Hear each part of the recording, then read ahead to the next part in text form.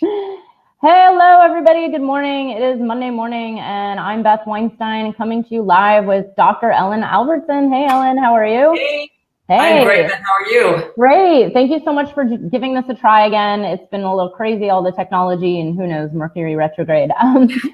But so, you're in the True Path Entrepreneur series that's going on right now where everybody can sign up. The link is in this Facebook Live. But I think it'd be really great to talk about what we were just discussing before about fear and the neuroscience of fear and why so many people struggle with fear when making career changes or starting a business or really any big change in life. Especially when it's actually to make them happier and get them to where they want to be. Why do people still freak out? That is such a great point. And the reason people freak out is that our brains are hardwired for fear. So our brains are hardwired to look for danger, what could go wrong. Our brains tell us to stay small. And the reason that our brains work that way is you can kind of think back to, 100,000 years ago where if you took a risk, you could die. Or if there was, a saber-toothed tiger or there was famine happening, you really had to be very conservative and play it small. So, today we're not in any immediate danger, but we still have this hard wiring that's constantly scanning the environment for what could go wrong. We literally have something called the default mode mechanism. It runs down the middle of our brain, constantly looking around for that saber-toothed tiger, what could go wrong. What could happen to me. It's also about self-definition. So, we don't want people to criticize us. We think everyone's looking at us. Actually, people are all worried about themselves. So we have this part of our brain that's just always on the alert for something going wrong, for danger. It's also that kind of lizard part of our brain. We have this amygdala, which is constantly looking for danger. So when you start to realize that, you can realize, okay, that's just my wiring. I am safe. You kind of bring it from that primitive part of your brain to the cognitive part of your brain that realizes, I'm okay. So you can take a risk, but then also, having a plan B so that if you do fail, you're going to be okay.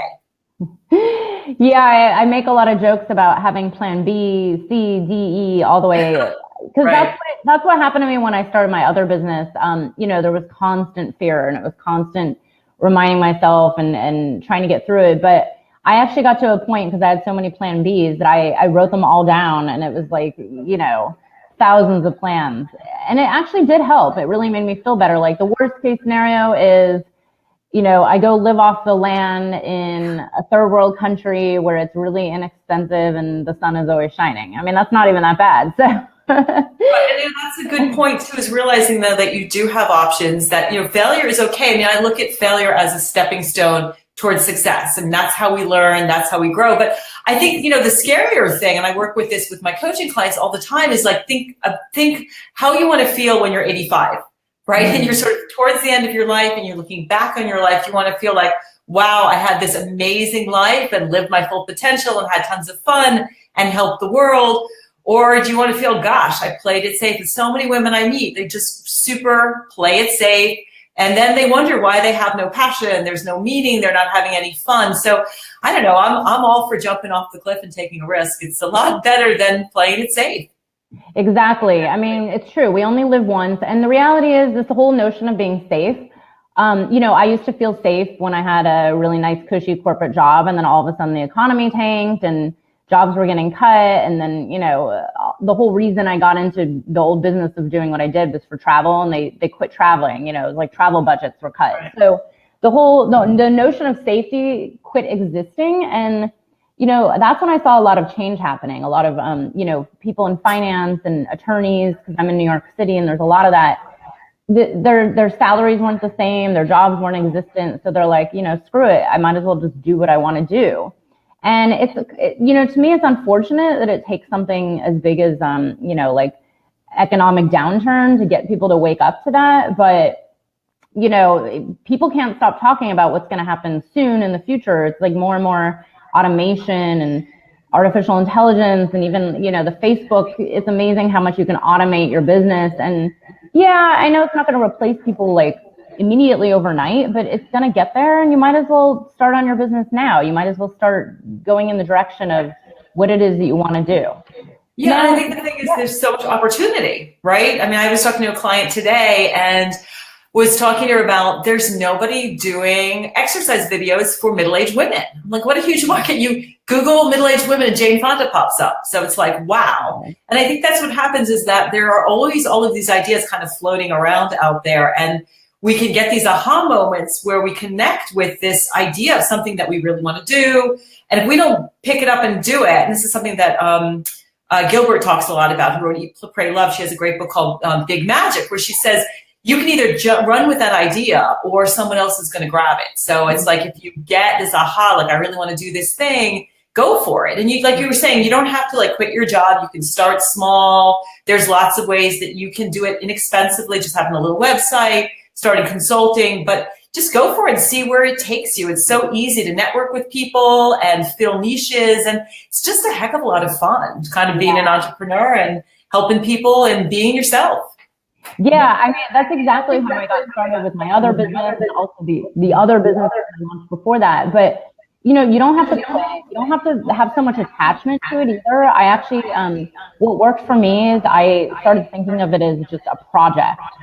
So, I wasn't tied into like, oh, is this going to succeed? Is this going to turn into a business? I actually did it as a project. And then eventually when it started getting sales and some traction, I was like, okay, maybe it's a business. So,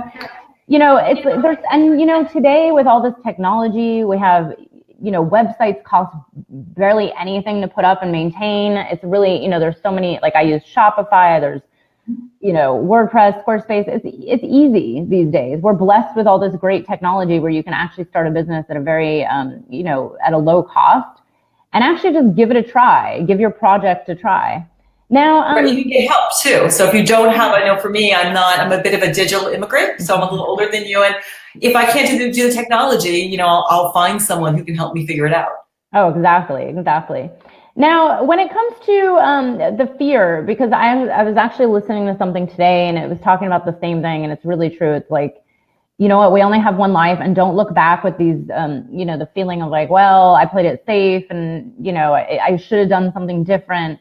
I mean, already, at my age, I'm like, God, I should have done, my 20s totally different, but you can't think like that. But what are some easy tips or tricks to kind of retrain the brain out of that fear and constant, everybody's always worried about paying bills and, health insurance and the future or their kids, whatever it is. Like, how do you retrain? Because I know, this is your specialty. Right.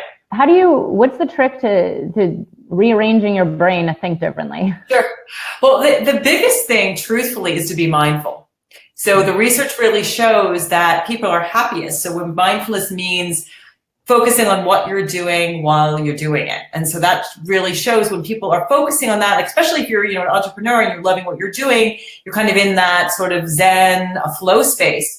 The fear dissipates. So that fear brain, we're always thinking about, the anxiety is the future. So we're focusing our mind, our brains are just going through this worst case scenario, and doing that and ruminating actually doesn't help you ruminate, thinking, well, if I just think about it, I'll figure it out. But what that ends up doing is shutting us down. So the first thing is to be mindful. And so, in terms of being mindful, it's a matter of, maybe having a meditation practice so that when you are spending 5 minutes on your meditation cushion, then you're going out in the world and learning how to be more mindful.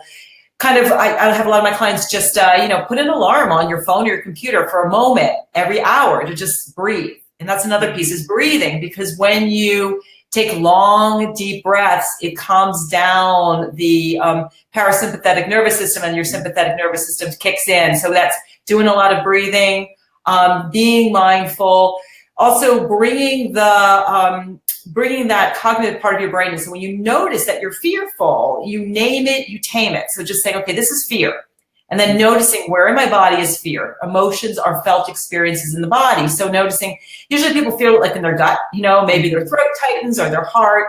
See if you can just bring it into your body, relax that part of your body, and then just let the sensation come and go. So don't push it away, but let it surface, work through it. I mean, exercise is great, stress reduction, talking with friends. And I think what you said before is, having a business plan, having a plan B, realizing, telling yourself that I'm safe. I also teach on mindful self-compassion. So Self-compassion is learning to treat yourself like a good friend, so that when we treat ourselves like a good friend, we give ourselves what we need, we notice when we're kind of feeling upset or fearful, that helps dissipate the fear. And then it really builds a lot of resilience because you have this amazing resource 24/7 to turn towards yourself. So the self-esteem piece, kind of push self-esteem, feeling, good about ourselves. There's nothing wrong with that, but that is, it's wobbly, right? So we can feel great about ourselves, and then we compare ourselves to somebody else, or something bad happens and our self-esteem plummets. Whereas that self-compassion piece, if you can really work on that muscle over time, you have all of this confidence, because I just love and care about myself. I'm sort of, connected with what's my destiny, what I should be doing. I'm listening to my intuition, and it can be very, very powerful. So be mindful, bring it into that cognitive part of your brain, feel it in your body, and then start working on that self-compassion muscle. Just let people know, I know you have a gift with my talk, but I have a whole confidence kit, which tells people how to do all of this stuff, and we'll have a lot of links to the self-compassion piece. Yeah, self-compassion is so important, and it's, so many people struggle with it. Everybody always beats themselves up, and, people need to work really hard to get anything done, and it's constant, I always call it a downward spiral. So yes, that is something to definitely work on and cultivate more than anything, I think, and I agree. Meditation and mindfulness is the number one thing I say to all my clients, and, I know people struggle with it. I used to too. I used to think it was all BS until it literally changed my life. And it's, it becomes enjoyable. Like, I don't understand why people don't like it. It's actually very enjoyable to sit, I do 20 minutes, and it's like, God, I wish I could do hours a day, but I don't, I have to do other stuff too. So you learn how to cultivate it, and you don't sit on the mat or your pillow to be a good meditator. Yeah. You do it so that your life has been, like you said, over time, you look forward to it. Yeah. Except the 10-day Vipassana going on in a couple weeks. I'm a little nervous about that. It's supposed to be intense. But no, this has been really great. It's super helpful. I know all your teaching is it's science-based, that's my favorite. This is why I had you on there. So everybody definitely check out Dr. Ellen Albertson. You can get her free Catapult Your Confidence Kit in thetruepathentrepreneur.com. It's going on for another 7, 8, 9 days, something like that. But I'm losing track of what day it is. But yes, Dr. Ellen, this was awesome. Thank you so much for being with us and sharing your wisdom. And if there's anything else, you're doing amazing things. You have to come visit me in Vermont. Yes. Oh, maybe I'll actually go skiing in Vermont this winter. I've been so spoiled going out to the beautiful, the puffy snow out west. But who knows? This year, maybe I'll go. Good snow too. Yeah. Thank you so much, and have a wonderful day. I appreciate it. You too. Bye-bye. Bye.